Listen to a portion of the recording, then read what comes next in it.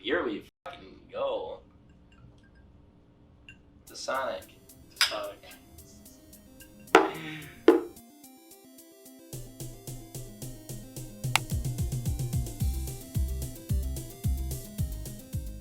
So, JT. Mike D. We just watched a movie. Just watched it. We changed things up. Normally we watch it the night before. Tonight we watched a movie and we're talking about it. And that movie is Sonic the Hedgehog. The Hedgehog. Mr. Blue Devil himself. The Blue Shadow Devil, Space Hog. Space There's Hog. two things in life that I hate, Mike. The first one is when people underestimate my fastness. And the other one is when people underestimate Sonic. Right, and you gave me a lot of shit for that because I was talking about Sonic like he was chopped liver, You know? and You don't throw the eggs out before they hatch. you're the true fan, telling me that my actions have consequences. When will you learn? I still haven't learned. What'd you think? I liked it. Yeah, I like Sonic. it was an enjoyable movie. Yeah. Go figure. I didn't hate myself watching it. I wasn't like, man, I wish this was over, or this is like totally for kids, and I just feel out of place. Kind of like the trailers. Yeah. Everything. Oh leading yeah, up to it. the trailers. It was like, okay, we are not the target demographic. It was here. like, if the trailers, I knew they wouldn't speak to the movie, the optimist inside me, but if it did, we were in for an S show. So I'm glad they had nothing to do with the quality film we were about to experience. Right. On all levels. I thought that the movie kind of stumbled out of the gate a little bit, and then it kind of found its stride and picked up speed, and I found that the ending a little weak, but so it was kind of like bookended by not so strong stuff, but the middle stuff was I enjoyed a lot. Yeah. And I feel like maybe part of that is, the world building that they were setting up kind of got set aside, and then the ending was kind of muted, and I think that's because of the ideas for the sequel. And Right.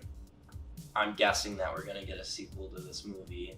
I mean, it And set the plate up. it didn't it? certainly felt that. And that's kind of one of the negative things about the movie is I would say that it felt like it's like, okay, they're planning on a sequel, and it's like, this movie might not have been a hit, Right. and I would have liked it to be a complete package in and of itself. And so that was one thing that I wish would have been thought through a little bit more. Sure. Behind the scenes, I thought that the directing was good, and all that was solid. The writing was mostly good. Some of it was formulaic and a little cliche, Sure. and some of that stuff worked because they kind of played with it. Mm. Like they played with the cliches and kind of turned it on its head.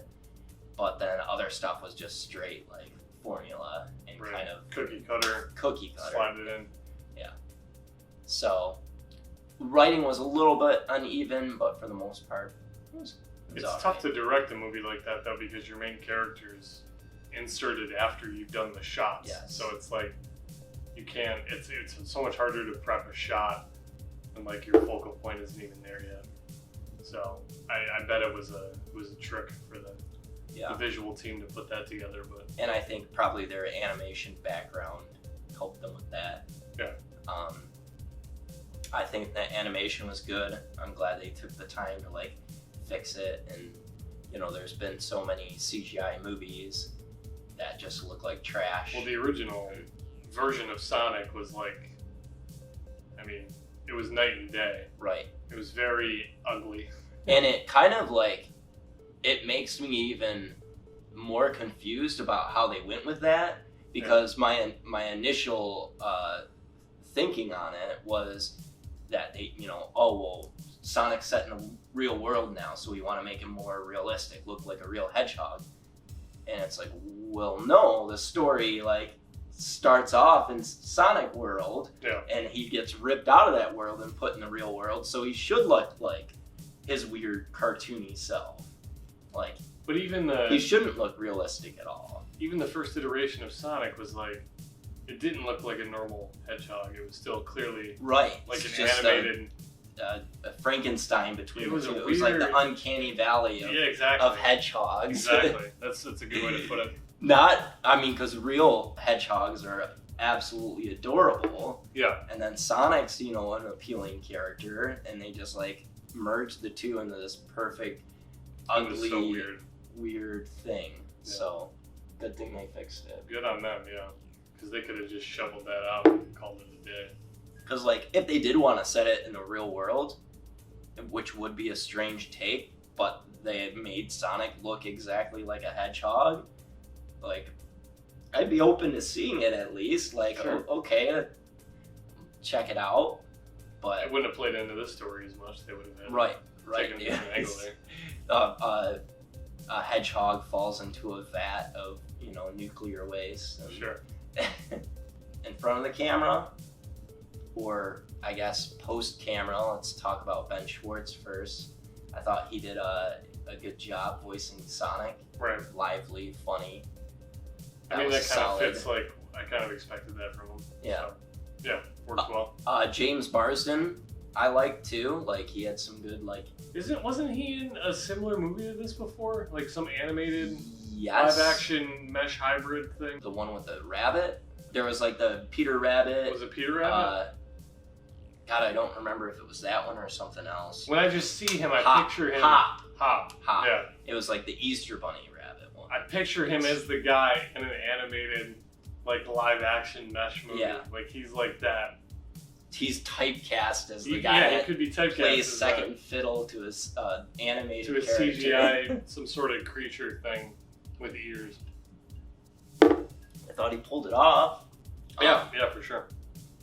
Again, I'm not like a huge fan of his, but he had some good dad jokes in there, and like, Right.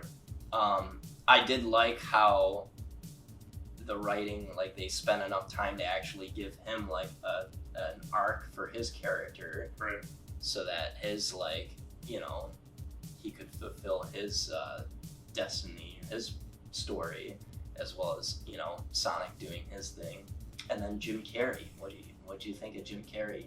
I until you mentioned it in the first look, I totally forgot that he was in that. So that was a nice little reminder.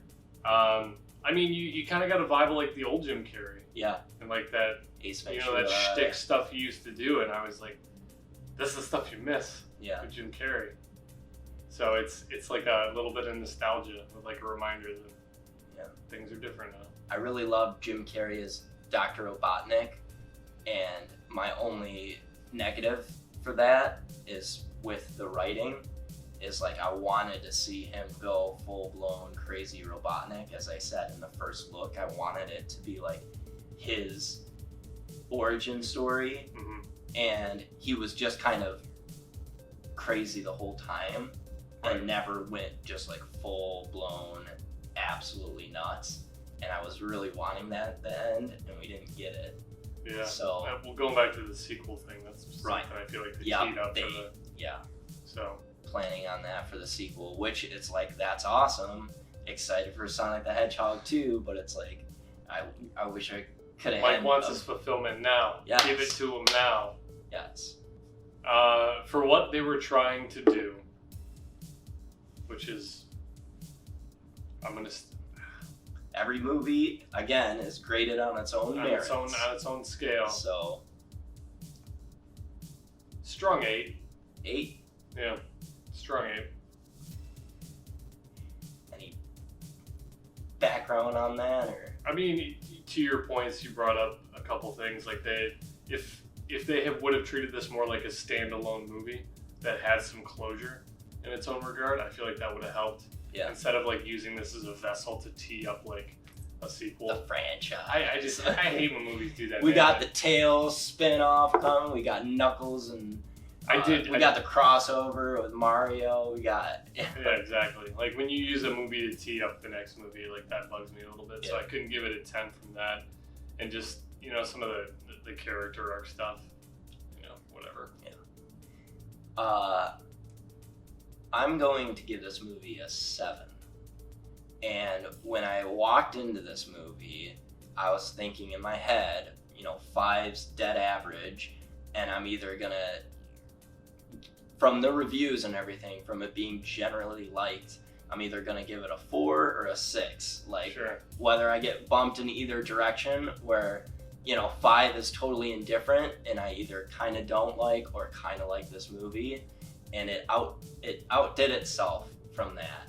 So I give it a 7.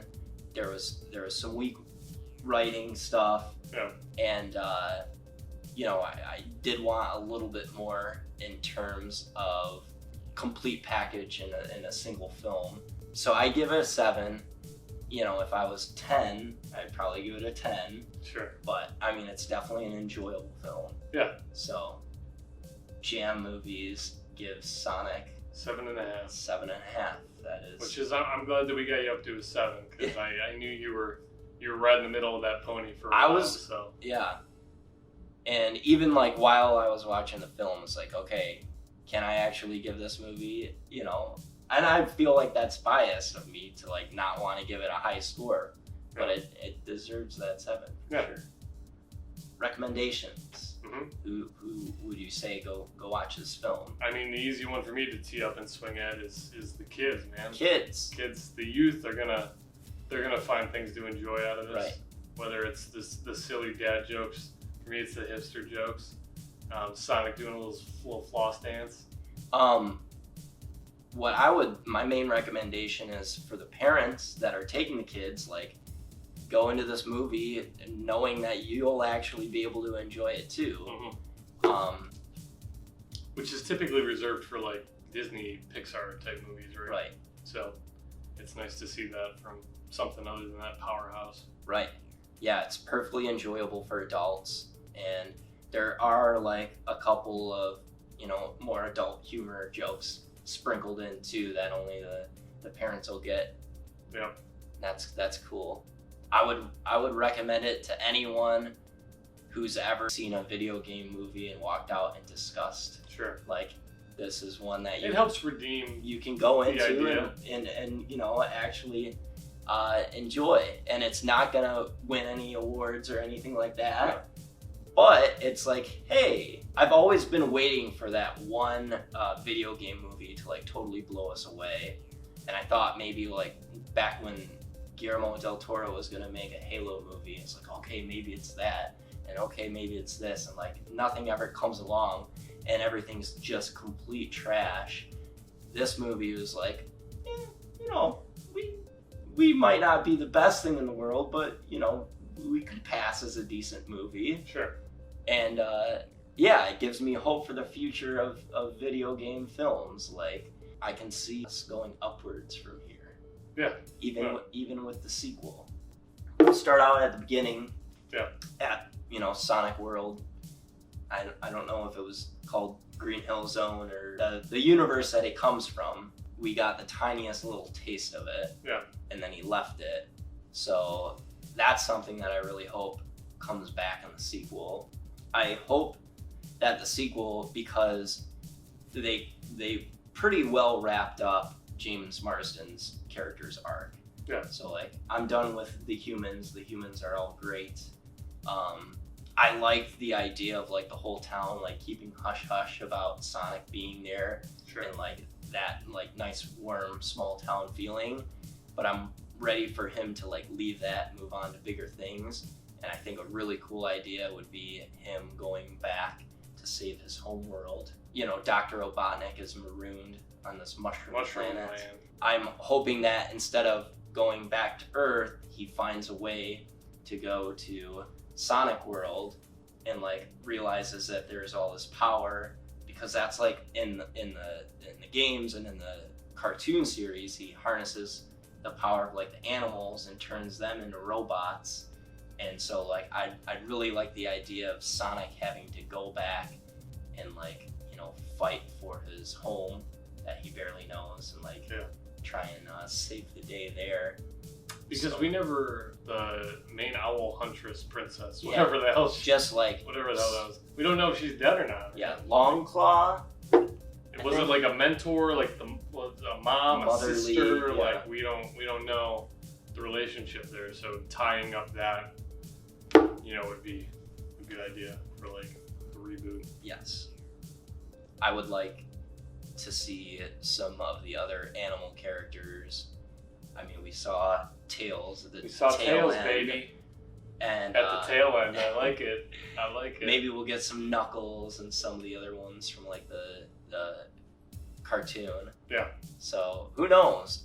The main thing that I would look forward to in the sequel is Jim Carrey, because at the very end we just get the tiniest taste of him becoming fully unhinged. Yeah. And going full Robotnik.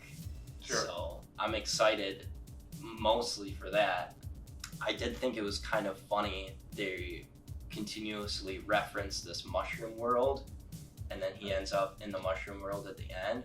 And I thought maybe that was like a jab at Mario with the Mushroom Kingdom. Oh, yeah. And I was just waiting for like a little extra reference where he like was on the planet and like tried to eat a mushroom and like notes that it doesn't give him a power up or something cute like that. And it was like, I'm not sure if it was just a coincidence, because like, I don't know, mushroom planets are funny on its own, but it's like, was that like a little nod to the only Super reason Mario? they brought that up is to make the fungi joke. Yeah, right? Which that was a good dad joke. Great dad joke. Like I said, on a serious note, I did like, how Sonic saved the turtle, and then like James Marsden in turn saved Sonic, and so there was this recurring theme of saving other creatures and helpless creatures, and that ties into like the story of Sonic with like the animals being like freedom fighters and fighting against this crazy dude with all his robots. I liked how, with James Marsden, how his story got completed, where like, he wanted to save something, he ends up saving Sonic. So that was a nice tie-up for his Close the ring character. But like a lot of other characters, like that owl and Tails just pops up, and Robotnik's like unfulfilled. There's a lot of characters that like I wanted to see. Did the sister ever get untied? Yes, right. Did the niece ever put on her Fitbit so she could get some extra steps? Did she go to the bathroom? Yeah. Oh my God. She must have. They didn't let her out. Oh man. Yikes. Terrible. Yikes. The one other thing with the ending, how I said how it started weak with like almost like montage of origin story that we get for Sonic. The ending is like, I don't know if it's just the nature of the beast, because Sonic's like super fast, and like he had some cool like super fast, scenes already, and like that's his like one power. So like, did it get stale by the end, or like I just feel like he wasn't equally matched with Robotnik, and he didn't even go like supersonic or anything. So that was like, I wanted to see Robotnik just go absolutely crazy and open up, really test Sonic, and that didn't quite happen. It was a little anticlimactic, like the final battle, I felt. Yeah, there was a lot of like hang time. Yeah, that could have been. And the other thing about hang time is there was like, the movie was basically a chase movie, like Robotnik's trying to track down Sonic, and like they took a lot of like detours, and like, I mean, some of it was funny with like the bar fight, like it was hilarious where he spun the guy in toilet paper.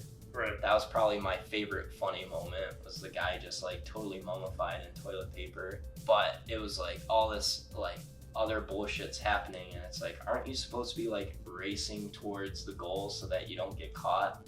Because in reality, Robotnik has basically been given a license to kill by the US government, and should have all these resources at his disposal, and should be able to catch him in like half a second.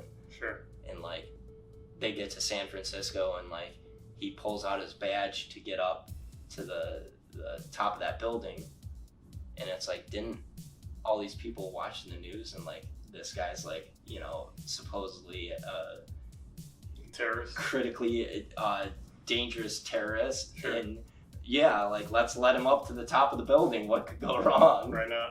So some of like the writing stuff was uneven, maybe not completely thought through. Comment question. Gotta end with a comment question. I didn't even think of one because we just watched the movie, but I'm gonna come up with one on the spot because we watched a surprisingly good video game movie. So okay. What is another video game movie that you enjoyed? Might be a hard question. That's a tough one, but Mike. there's got to be at least a couple. I'm going to go with Tomb Raider because that's the only one that I can think of that I have seen that I didn't hate. That I wasn't like, wow, that was hot garbage. Yeah, there was actually like some good acting in that. Yeah. And yeah, I would agree that is at least a passable video game adaptation. My choice is actually a terrible film adaptation. I go with Street Fighter. Street Fighter is one of the ones that is so bad that it's good. Okay. A lot of really bad acting, but the guy that plays M. Bison, the main villain, is Raul Julia, and he like takes it totally straight and just like goes complete, you know, mad genius with it. And it's like kind of the performance that I was hoping that I'd be able to see from Jim Carrey, which we'll hopefully see in the sequel, where he just goes full blown, maniacal, freaking crazy, you know, powerful, whatever. Yeah. All right. That's Sonic, man. We did it. That's we did Sonic. Like, subscribe. You know the drill. Just do it.